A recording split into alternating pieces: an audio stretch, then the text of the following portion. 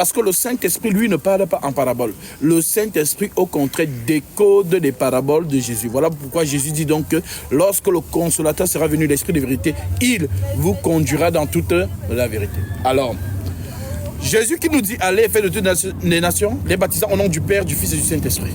Nous voyons donc que dans la suite, aucun apôtre ne va donc pérenniser cela. Aucun apôtre ne va baptiser avec la formule Père, Fils et Saint-Esprit. Mais pourquoi? Ont-ils contredit leur maître? Non.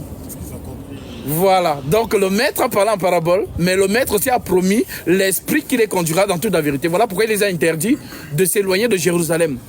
Jusqu'à ce que je vous ai promis vienne sur vous. Et à ce moment-là, vous serez donc mes témoins en Judée, dans la Samarie, jusqu'aux extrémités de la terre. Donc tant que l'Esprit de vérité n'est pas là, ils ne peuvent pas prêcher. Voilà pourquoi je vous dis qu'aucun homme ne peut prêcher la parole. Si l'homme pouvait prêcher la parole, il serait parti avant l'arrivée du Saint-Esprit. Donc le Saint-Esprit, c'est la bouche. Donc c'est lui qui doit venir. En fait, on ne le voit pas. Lui, il est dans les corps, comme il était dans le corps de Jésus. En lui habitant corporellement toute la plénitude de la divinité. Donc c'est le pourquoi Jésus disait, mais ces œuvres que je fais, je ne les fais pas de moi-même. C'est mon Père qui est en moi qui fait ces œuvres.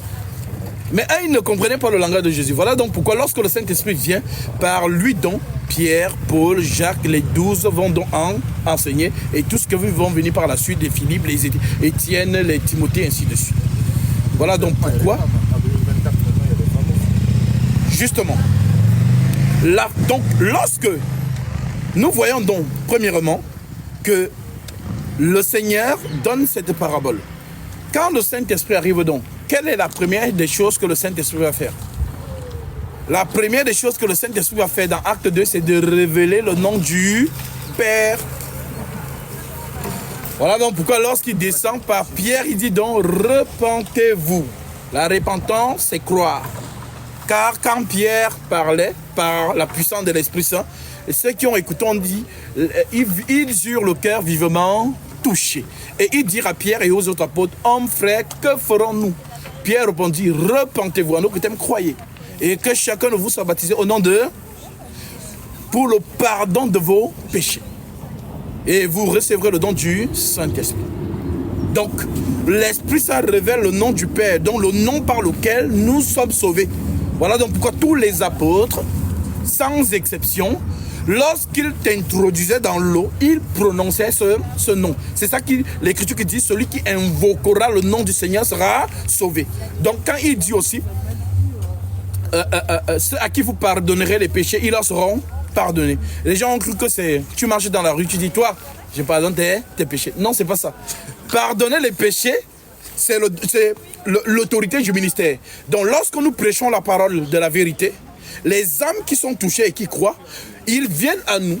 Et lorsque nous les mettons dans l'eau, nous pardonnons leurs péchés. Voilà pourquoi il dit, ceux à qui vous pardonnerez les péchés, ils leur seront pardonnés. Ceux à qui vous les retiendrez, ils leur seront retenus. Donc ce sont les faux pasteurs qui disent, oh, je ne pardonne pas ton péché.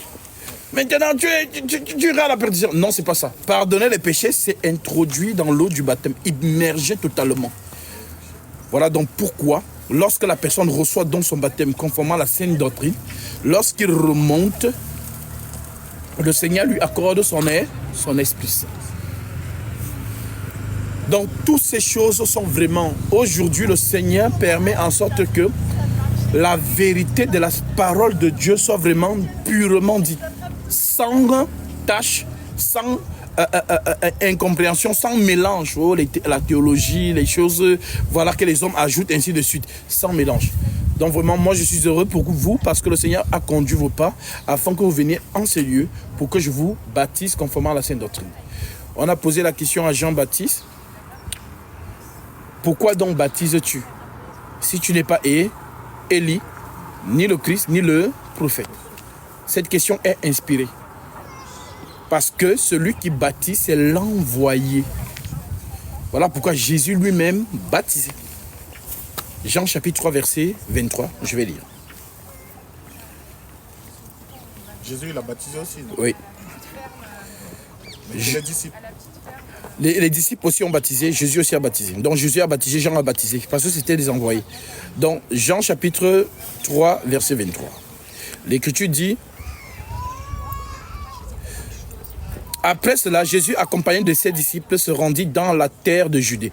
Et là, il demeurait avec eux. Et il baptisait. Jean aussi baptisait à Hénon, près de Salim, parce qu'il y avait là beaucoup d'eau. Et on y venait pour être baptisé. Donc notre Seigneur Jésus-Christ a bel et bien baptisé. Voilà, parce que la question des pharisiens et des sacrificateurs à Jean, c'est pourquoi donc baptises-tu? Parce que celui qui a l'autorité de baptiser, c'est l'envoyé. Voilà pourquoi quand Paul interprète ça, il dit concernant la traversée de la mer Rouge avec les enfants d'Israël. Quand Paul parle de ça, il dit ils ont été baptisés. Il dit ils ont été baptisés en Moïse dans la nuée et dans la mer. Donc ils ont été baptisés en Moïse dans la nuée et dans la mer. Donc c'est l'envoyé qui baptise. On ne s'improvise pas dans ça. Ça veut dire que lorsque Paul, par exemple, impose les mains à Timothée, Timothée a donc cette autorité. Est-ce que c'est Philippe lui-même qui allait baptiser? C'est l'Esprit Saint qui l'envoie. Il arrive donc, il prêche la parole à l'eunuque éthiopien croit, et l'eunuque éthiopien demande le baptême. Et lui dit, cela est possible si tu crois de tout ton cœur. Et c'est là maintenant qu'il l'amène dans l'eau, le baptise. Voilà, parce que toute personne qui est baptisée par une personne qui n'a pas été mandatée, de toute manière, Jésus connaît son ouvrier. Ça veut dire que la grâce de Dieu pour toi sur la terre, c'est que ton chemin rencontre cet homme. C'est pas un hasard.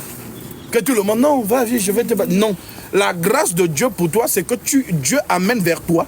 Voilà pourquoi l'Écriture dit, étroite est la porte. Resserrez le chemin qui mène à la vie. Il y en a peu qui les trouvent. Donc pour trouver ces hommes, c'est une grâce. C'est un peu comme si vous êtes dans un monde de 8 milliards de personnes. Dieu a une seule porte. Trouve donc la porte là. Parce que l'homme c'est une porte. Jésus lui-même l'a dit, je suis la porte des brebis. Donc lorsqu'il donne la parabole en disant, dans Matthieu chapitre 7, verset 13 à 14, large est la porte. Les gens pensent qu'il parle d'une grosse porte. Non, large est la porte. Spacieux est le chemin qui mène à la perdition. Il y en a beaucoup qui en parlent là. Il parle des hommes. Il est en train de dire aux gens que il y a des hommes qui prêchent la mauvaise parole et la masse les suit. Il a dit, je suis la porte des brebis. Oui, parce que le chemin aussi est un homme. Jésus dit, je suis le chemin. Donc, il y a donc des faux hommes de Dieu qui amènent la masse à la perdition. Maintenant, les vrais, ils sont donc rares. Large est la porte. Spacieux le chemin qui mène à la perdition, il y en a beaucoup qui n'en pas là, mais étroite est la porte. Resserrez le chemin qui mène à la vie, il y en a peu qui les trouvent. Alors oui, vous avez trouvé le chemin. Parce que je ne me suis pas improvisé dans ces choses. On ne joue pas avec les choses de la divinité. Si Dieu ne t'a pas appelé consciemment, parce que lorsqu'on envoie Paul est conscient. Jésus sur le chemin de Damas lui dit, entre dans la ville. On te dira ce que tu dois faire. Lorsque Jésus envoie les apôtres, ils sont conscients. Ce n'est pas qu'ils ont rêvé. On m'a dit que j'ai rêvé que je dois devenir homme de Dieu. Je m'en vais m'inscrire à la théologie. Je fais les cours, je paye 2000 €. Je fais master 1, master 2. Après, on me donne le diplôme. Je viens maintenant. Je commence à faire les piscines gonflables dans les assemblées. Et je commence à baptiser les gens. J'ai même vu une autre qui versait l'huile d'olive en disant que non, elle met d'abord l'huile dans l'eau, après elle vous baptise. La sorcellerie. La sorcellerie. On ne baptise pas dans une source d'eau captive. En d'autres termes, les piscines, les baptistères, les seaux d'eau, les catholiques qui me versent 3 gouttes d'eau sur la tête et tout. Non. Le baptême, c'est l'enterrement. C'est l'immersion. Donc le corps de la personne doit totalement disparaître dans l'eau, dans une source d'eau naturelle et sauvage. Sinon, l'Esprit Saint aurait conduit Jésus à Siloé. S'il l'a conduit au Jourdain, pourquoi? Nous suivons le modèle de Christ. Voilà pourquoi tous les apôtres sans exception ont tous baptisé dans une source d'eau naturelle et sauvage. Oui, mais là, il fait froid. Même s'il fait froid, on entre dedans. Si vous ne voulez... Non, mais c'est ça. Non, mais je dis ça parce que beaucoup de personnes, ils choisissent les piscines parce que Non, c'est ça donc le ministère. Il y a ça aussi. Le ministère, on ne regarde plus la météo. Je peux faire la piscine. Voilà. C'est ça en fait. C'est vrai. Ça dit que Jésus ne nous a pas envoyés dans le ministère pour qu'on porte les costumes et les grosses Rolex et quand on descend des voitures, on nous ouvre les portes aux hommes de Dieu. Non. L'homme de Dieu au charbon. Le Fils de l'homme n'est pas venu pour être servi, mais pour servir. Donc nous sommes au charbon. Regardez la vie des apôtres. Regardez leur vie.